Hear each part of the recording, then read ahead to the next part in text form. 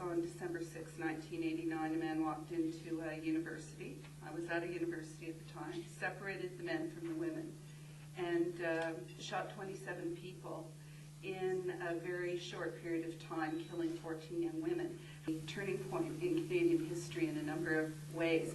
It certainly focused attention on gun control. It also focused attention on violence against women in a way it had never been on the public agenda before. And it focused attention on women in the trades, and why the gun control law is important. It's not just about those 14 young women. It's about the 1,400 Canadians that were being killed every year with guns when we started. 1,400. You know what that's down to? Last year it was 800. There has been a dramatic decline in the number of Canadians killed with firearms in this country. And if you had a decline, 1,400 to 800 deaths, at a time when the population has actually gone up, in motor vehicle fatalities, in bicycle accidents, in skiing fatalities, in just about any other public safety issue, people would be dancing on their tables and heralding this as a huge, amazing success, instead of treating it as a terrible imposition. You look at the investment in gun control, and I wouldn't for a moment suggest that the registration of firearms in and of itself has had that impact.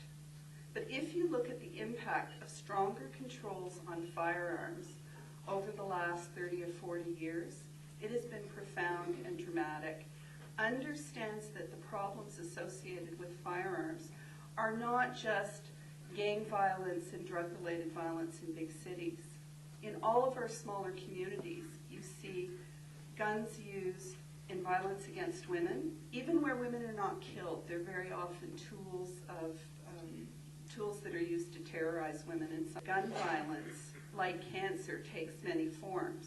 And it's absolutely true. The Firearms Registry is not going to deal with the problem of smuggled handguns. Firearms Registry is not going to deal with the problem of gang violence in large urban centers. But the evidence is pretty compelling, and the groups that have lined up behind it, healthcare, police, women's organizations, and others, and said, we believe that the Firearms Registry is part of a comprehensive approach to making it more difficult for dangerous people to get access to guns. We do have examples of inquests that have said, if the gun owner had been licensed, if the gun had been registered, it is less likely that this would have occurred. But it's impossible to say, if we had had registration, the Montreal Massacre wouldn't have happened. We don't know. It's very, very hard to prove prevention. What we do know is that licensing gun owners and registering guns makes it more difficult rather than easier for dangerous people to get guns. And that's the argument that I think it's really important for us to continue to come back to. You know, there certainly is no evidence the registry has killed anyone. Would you agree with that? There is no evidence that the Firearms Registry has killed anyone. There are lots of people who think getting rid of the Firearms Registry will result in people dying. No evidence it's ever killed anybody. Some evidence it may have saved lives. Which side of that do you want to be on?